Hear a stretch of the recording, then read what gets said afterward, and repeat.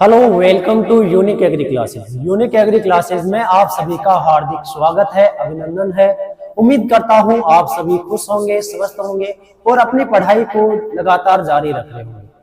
आज हम लेकर आए हैं जो है भैंस की नस्लें। ये भैंस की नस्लें वाला जो टॉपिक है, आपके जो एग्रीकल्चर सुपरवाइजर की तैयारी कर रहे हो, चाहे जेट की, आईसीआर की, बीएचयू की, एओ की या डब्ल्यूओ की कर रहे हो, उन सभी एग्जाम में आपके लिए बहुत ही ज्यादा ये क्या होने वाली है, उपयोगी क्लास होने वाली है। ठीक है, तो अपन करते हैं क्लास को स्टार्ट। तो आज इस क्लास में अपन पढ़ेंगे भैंस की नस्लें, जो भारत और राजस्थान, ज्यादातर राजस्थान के लिए जो इंपोर्टेंट जो नस्लें हैं, उन नस्लों के बारे में अपन डिटेल से पढ़ने वाले हैं। तो करते हैं अपन स्टार्ट। सबसे पहले अपन देखें तो जो अपना एनपीवीजीआर जो है, national bureau of animal genetic resources, जो अपना राष्ट्रीय पशु आनुवंशिक संसाधन जो ब्यूरो है करनाल हरियाणा में, जिसको अपन बोलते हैं national bureau of animal genetic resources. ठीक है, इसके अनुसार भारत में उस समय जो मान्यता प्राप्त जो नस्ल थी वो थी 13।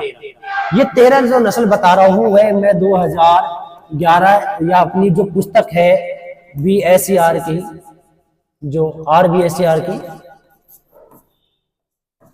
की उस बुक में 2017 में छपी हुई किताब थी, उसके अनुसार बता रहा हूं। बाकी वर्तमान में पूछे आपसे कि वर्तमान में कितनी है, तो वर्तमान में इसकी जो मान्यता प्राप्त नस्ल है वो कितनी है, 19 के लमसम है। अच्छे से ध्यान में रखना आपको।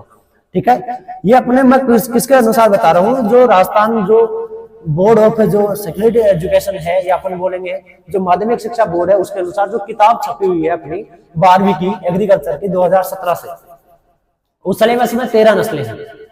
परंतु वर्तमान की बात करें, national bureau of animal genetic resources के अनुसार वर्तमान में जो भैंस की जो नस्ल है वो कितनी है, टोटल 19 नस्लें हैं। अच्छे से आपको ध्यान में रखना है।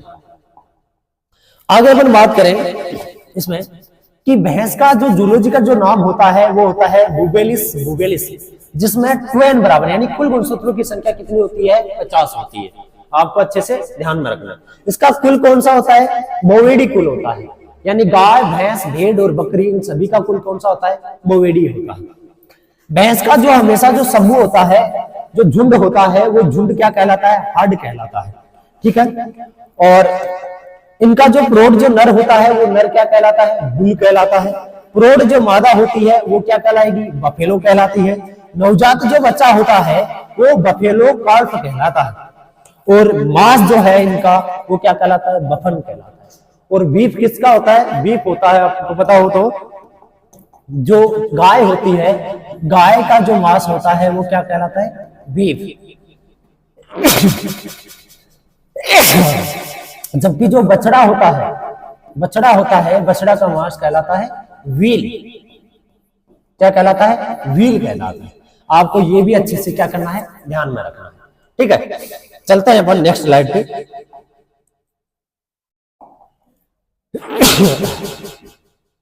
अगला कह रहा है कि भैंस में बच्चा देने की क्रिया क्या कहलाती है, काविंग। भैंस और गाय दोनों में ध्यान रखना, भैंस में भी यही कहलाती है और गाय जो होती है, गाय में भी बच्चा देने की क्रिया क्या कहलाती है, काविंग ही कहलाती है।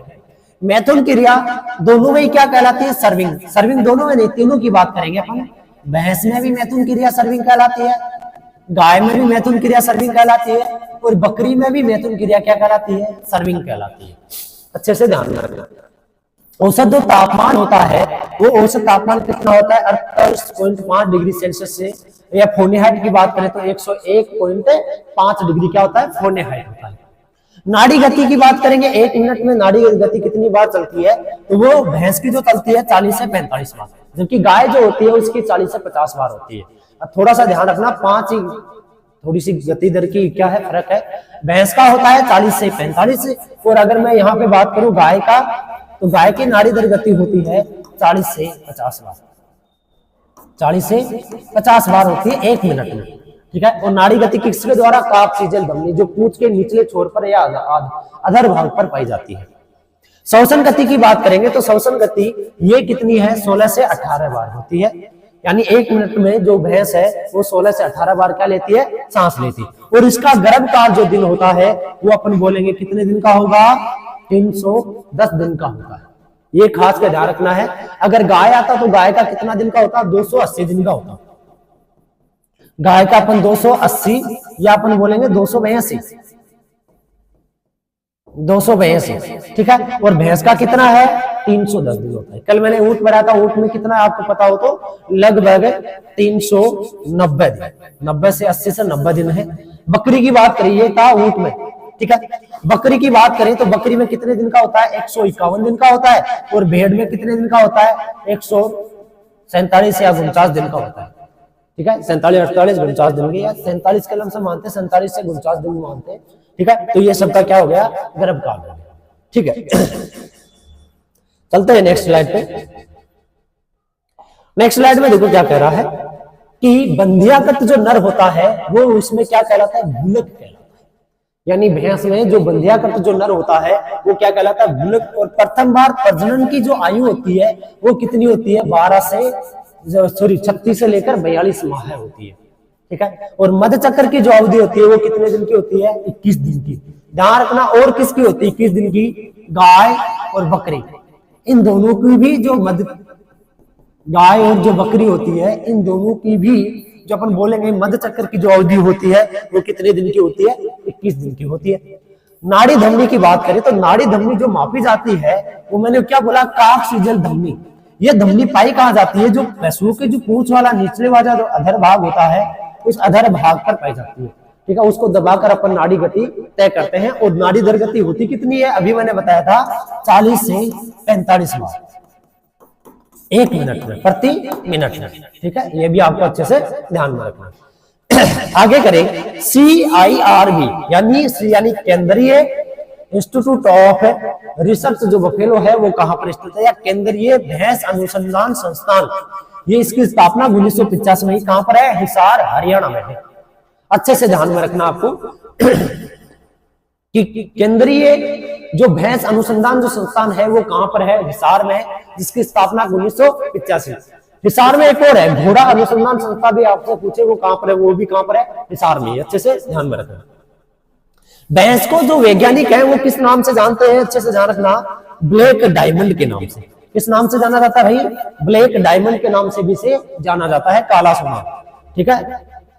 काला हीरा, सोना निकाल। राजस्थान में इनकी संख्या जो कितनी है? वो संख्या है 12.97 मिलियन है, ठीक है। अच्छे से आपको ध्यान में रखना है। और सर्वाधिक संख्या अपने भारत में राजस्थान में है कहां पर? तो वो है राजस्थान, जयपुर में, ठीक है। पूछे जयपुर में राजस्थान में सर्वाधिक भैंसों की संख्या कहां है? तो वो अपना कहां आएगा? जयपुर आएगा।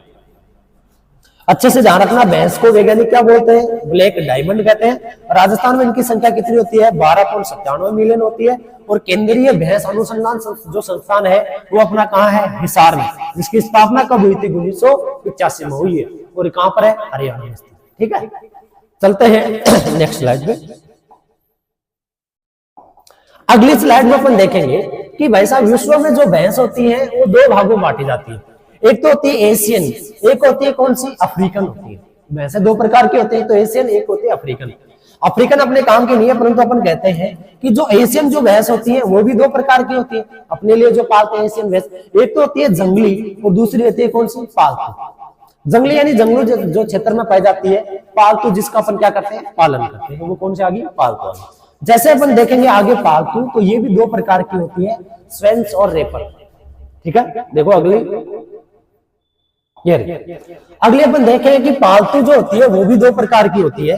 पालतू एक तो होती है रिवर, एक होती है स्वयं, ठीक है। तो अपने भारत में कौन सी पाली जाती है? तो भारत में जो पाली जाती है वो रिवर भैंस पाली जाती है। क्यों पाली जाती है? क्योंकि ये दूध अधिक देती है और इसे पानी वाली भैंस कहते हैं। क्या कहते हैं? पानी वाली भैंस। ध्यान रखना, पानी वाली भैंस कहते हैं। इसका उपयोग दूध उत्पादन में किया जाता है। क्यों? क्योंकि ये दूध क्या देती है? अधिक देती है। दूध क्या देती है? अधिक देती है, इस कारण इनको पाला जाता है। स्वयं जो आती है उसको बोलते हैं दलदली भैंस। कौन सी भैंस? दलदली भैंस। ये दूध के लिए पाली जाती है। तो ये किसके लिए पाली जाती है? मांस के लिए। किसके लिए पाली जाती है? मांस के लिए, या अपन बोलेंगे कृषि कार्य के लिए। किसके लिए पाली जाती है? कृषि कार्य की। आकार की बात करें तो आकार में ये भारी होती है, स्वयं पर क्या होती है? आकार में भारी होती है, और ये कैसी होती है? हल्की होती है। अच्छे से आपको ध्यान में रखना। तो अपने भारत में कौन सी पाली जाती है? भारत में जो पाली जाती है वो रिवर भैंस पाली जाती है। क्यों पाली जाती है? क्योंकि रिवर जो भैंस होती है वो दूध का उत्पादन क्या करती है? ज्यादा करती है, सर्वाधिक करती है, इसलिए। ठीक है, तो ये अच्छे से ध्यान रखना। देखो, पहले थी कौन सी अपने पास में? एशियन और अफ्रीकन। एशियन में दो भागों बांटा अपने, जंगली और पालतू। फिर पालतू को भी अपन ने दो भागों बांटा, एक तो रिवर और दूसरी स्वयं। ठीक है, चलते हैं नेक्स्ट में। अगला क्वेश्चन है कि भारत में या भैंसों की नस्लों को आकार के आधार पर विभाजित किया गया है भारत में। एक तो होती है भारी नस्ल यानी हैवी ब्रीड्स, दूसरी होती है मध्यम यानी मीडियम ब्रीड्स, और तीसरी होती है लाइट ब्रीड्स। भारी श्रेणी में जो रखा गया है वो मुर्रा, जाफराबादी और नीले रावी को रखा गया है। मध्यम श्रेणी में मैसाना, भदावरी और नागपुरी को रखा गया है, और हल्की श्रेणी में एक आती है, वो कौन सी आती है? अपनी सूरती आती है। ध्यान रखना एक और चीज, मैसाना जो है वो मुर्रा और सूरती का क्रॉस है, तो ध्यान रखना ये भारी है हल्की है, तो दोनों के बीच वाली कौन सी आ गई? मध्यम आ गई, मैसाना। ठीक है, तो आपको अच्छे से ध्यान में रखना है। भारी श्रेणी की कौन सी है? मुजानी। आप ध्यान रखो तो ऐसा कर सकते हो, मुजानी क्या आती है? भारी आती है। और जो आती है मेनाद के यानी मैसाना, और नाका नागपुरी, और देखा वाला भदावरी। ठीक है, मैधाब या ऐसे कर लो, बेनामी, भदावरी, नाकार्थ नागपुरी, मैकार्थ मैसाना, ऐसे भी आप कर सकते हो। लास्ट में कौन सी आती है? सूरती आती है। ठीक है, चलते हैं अपन नेक्स्ट स्लाइड पे। अगले स्लाइड में ध्यान रखना नंबर 1 सबसे पहले अपन पढ़ते हैं मुर्रा नस्ल के। भैंसों की नस्ल पढ़ रहे हैं अपन, मुर्रा नस्ल। कहते हैं कि मुर्रा नस्ल का उत्पत्ति जो स्थान है वो पश्चिमी उत्तर प्रदेश, दिल्ली, हरियाणा और पंजाब माना जाता है। पश्चिमी उत्तर प्रदेश यानी वह क्षेत्र जो दिल्ली के पास वाला जो क्षेत्र है, हरियाणा के पास वाला जो क्षेत्र है उत्तर प्रदेश का, वह दिल्ली, हरियाणा और पंजाब, इसका क्या माना जाता है? उत्पत्ति स्थान माना जाता है। इनकी विशेषताओं की बात करें तो मुर्रा भैंस का जो अन्य नाम है वो है देहली भैंस या खुंडी। देहली और खुंडी के नाम से भी इसे जाना जाता है। यह पशु जो है शाही काले रंग के, लेकिन यानी अपन बोलेंगे इस पशु की जो त्वचा है वो कैसे रहेगी? काले रंग की रहेगी। मुंह, पैर और पूंछ पर सुनहरे रंग के क्या पाए जाते हैं? बाल पाए जाते हैं। यानी सफेद भी नहीं बोल सकते, पीले पीले रंग के, यानी यहाँ पर पाया जाएगा, यहाँ पर पाए जाते हैं, और जो पूंछ वाला हिस्सा है यहाँ पर पाया जाता है। सुनहरे पीले रंग के क्या पाए जाते हैं? बाल पाए जाते हैं उसके। इसके सींग जो होते हैं कैसे आकार के होते हैं? जलेबी आकार के होते हैं। आप देख सकते हो इसके सींग यानी इस आकार के होंगे। ठीक है, सींग कैसे होते हैं? जलेबी। मुर्रा भैंस, कुंभी भैंस बोला है, इसका दूसरा नाम हम कुंभी भी बोल सकते हैं ना, कुंभी भैंस। ठीक है, और कुंभी आकार के, अपन जलेबी आकार के होते हैं। भैंस की सबसे सुंदर नस्ल बोलते हैं इसको। भैंस की कौन सी नस्ल है? सबसे सुंदर नस्ल मुर्रा नस्ल है। अच्छे से ध्यान में रखना आपको। ठीक है, और सबसे ज्यादा क्या देती है? ये दूध देती है। सबसे ज्यादा दूध देने वाली सबसे सुंदर नस्ल है ये भैंस की। ऊंट की कौन सी थी? आपको याद हो तो ऊंट की थी अपनी बीकानेरी नस्ल। ठीक है, पर भैंसों में पूछे सबसे सुंदर नस्ल तो अपनी कौन सी आती है? मुर्रा नस्ल आती है। ठीक है, क्या विशेषता? देखो, सींग जलेबी आकार के, और इसके मुंह, पैर और पूंछ पर सुनहरे रंग के क्या पाए जाते हैं? बाल पाए जाते हैं। अच्छे से ध्यान में रखना है। और सबसे ज्यादा क्या देती है? दूध देती है। और इसकी डिटेल देखते हैं अपन आगे। सबसे ज्यादा पूछी जाने वाली यही है भाई, मुर्रा। सर्वाधिक दूध देने वाली जेड ब्लैक है। आपसे पूछे गहरा काला रंग, गहरा जो काला रंग है वो काला रंग किसका होता है? तो वो गहरा काला रंग जो होता है किसका होता है? मुर्रा का होता है। आप देख सकते हो इसमें अच्छे से सबसे गहरे काले रंग की होती है। ठीक है, चलते हैं अपन नेक्स्ट स्लाइड पे।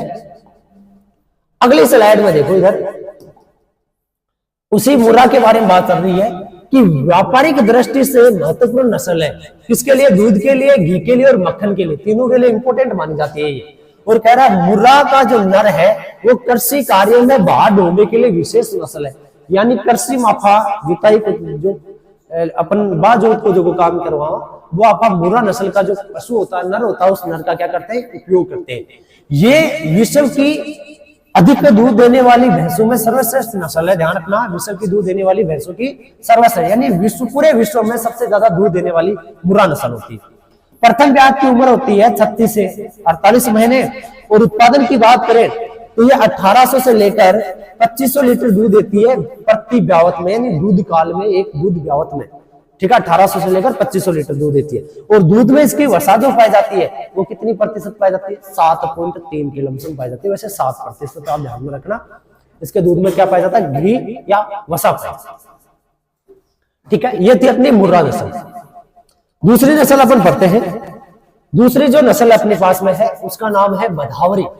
कौन सी नस्ल है? भदावरी नस्ल है। भदावरी नस्ल का उत्पत्ति स्थान की बात करें तो इसका उत्पत्ति स्थान है उत्तर प्रदेश का आगरा जिला, ठीक है। आगरे जिले की जो बाहर तहसील है वही भदावर का क्या माना जाता है, या जो भदावर क्षेत्र है यही भदावरी का क्या माना जाता है? उत्पत्ति माना जाता है।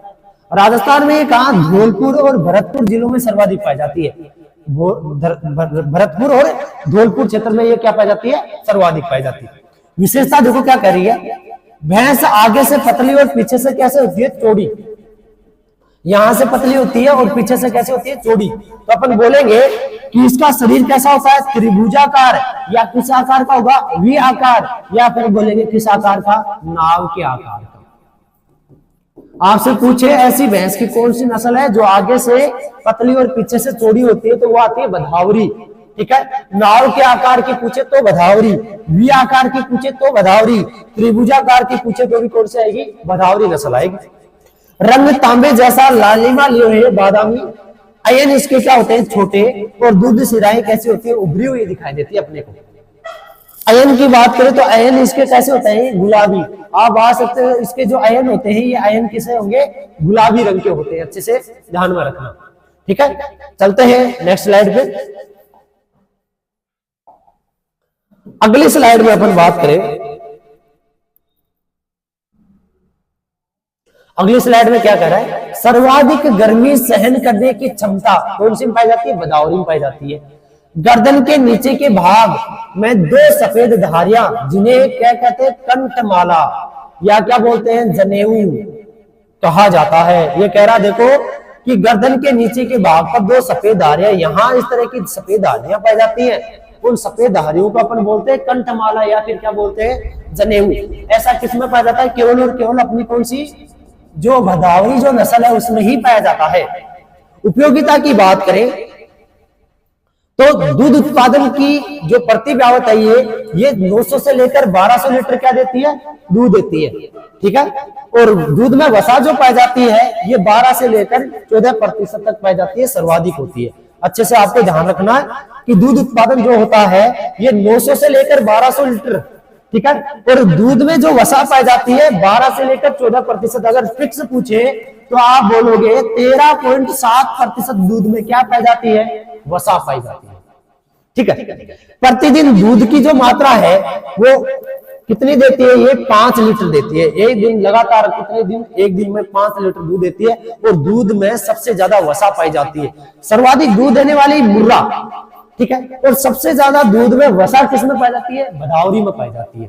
अच्छे से ध्यान रखना, जिसका जो शरीर होता है वी आकार का, नाव के आकार का, त्रिभुजा आकार का, आगे से पतला और पीछे से चौड़ा पाया जाता है, ठीक है। खास का ध्यान रखना। और इसके कंठ में क्या पाई जाती है? माला या जनेऊ पाया जाता है, ठीक है।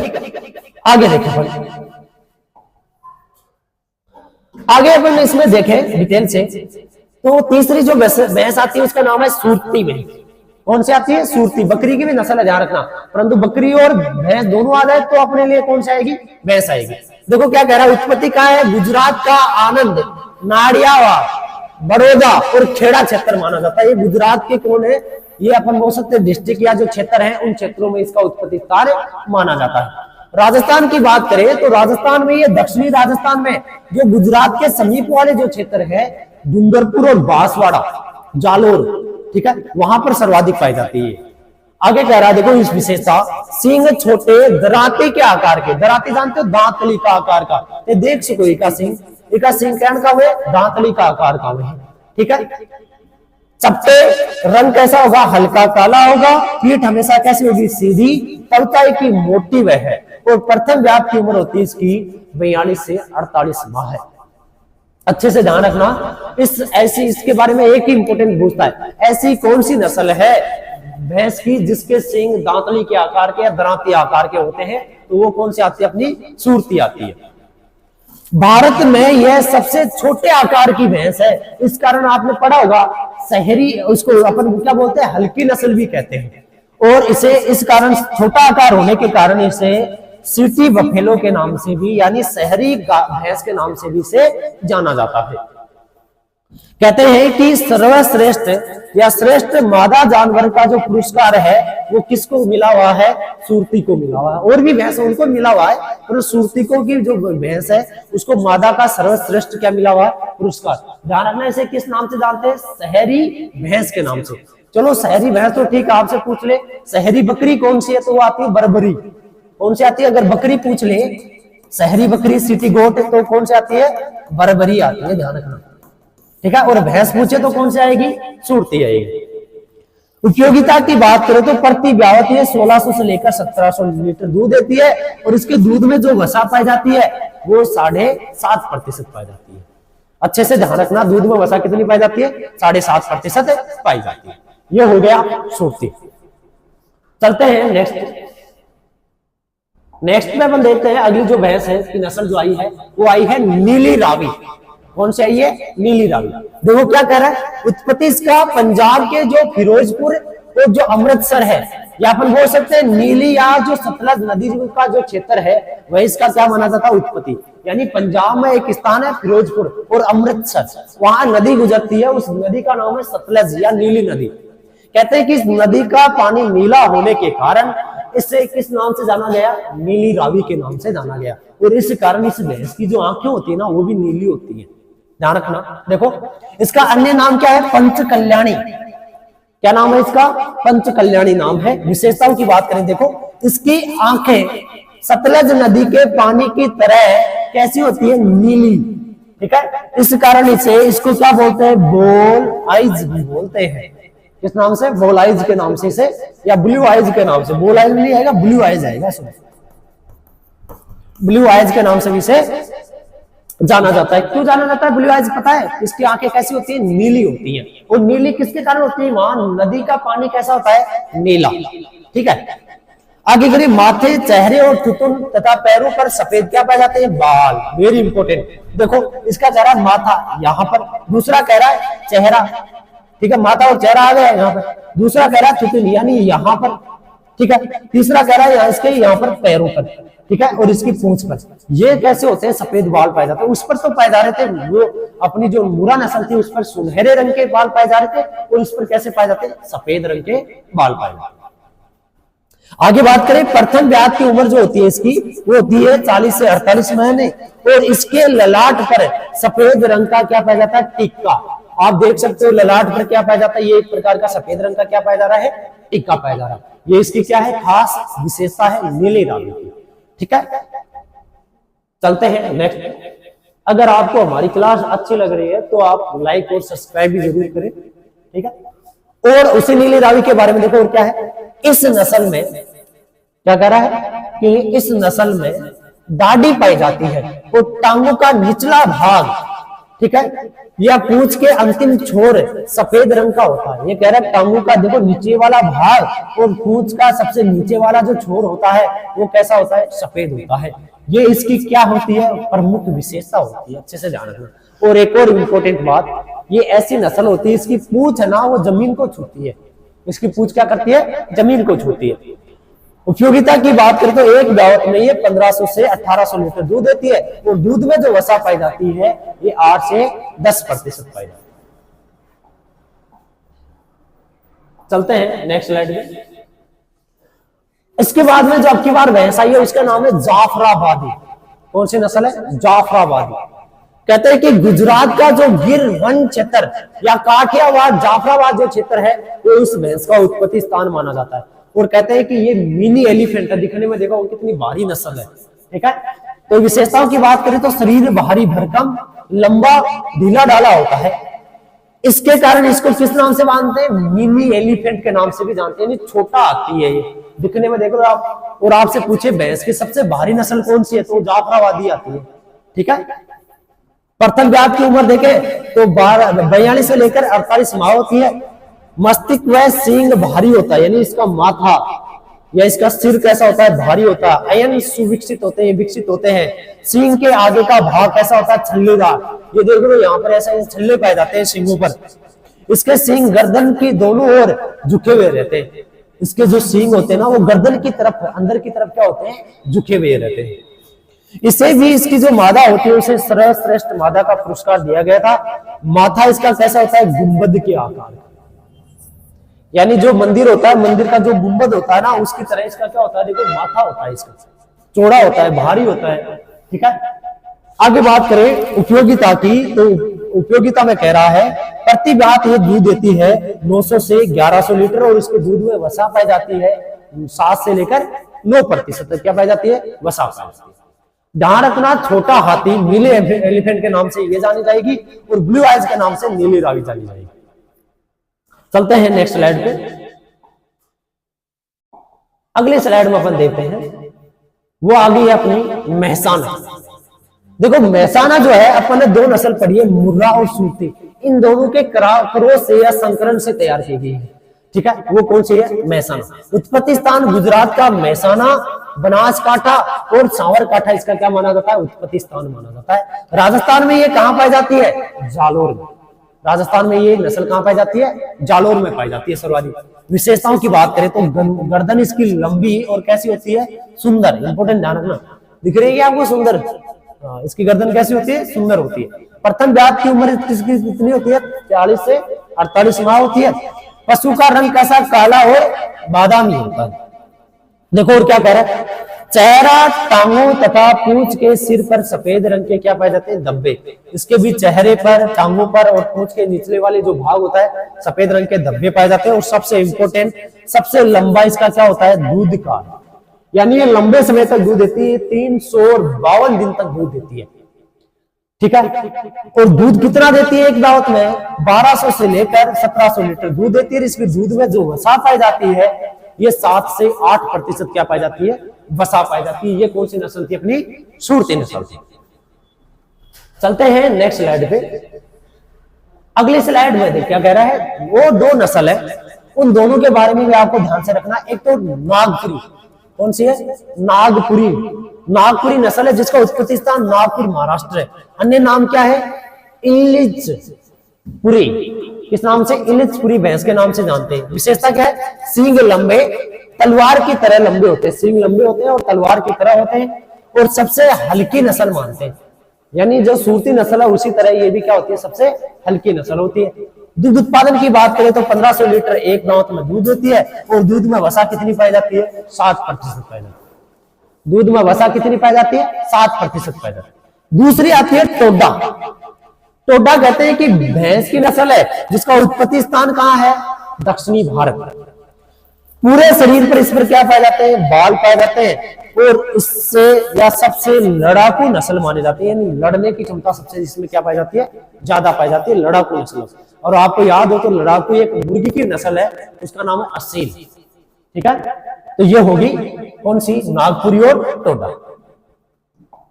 तो आज हमने जो प्रमुख जो गाय की जो नस्लें थी वो पूरी की है। आपको उम्मीद करता हूं अच्छे से समझ में आया होगा। अगर ये क्लास आपको अच्छी लगी है तो अपने दोस्तों को भी शेयर करें और आप भी इसको लाइक और सब्सक्राइब करें। जय हिंद, जय भारत, धन्यवाद।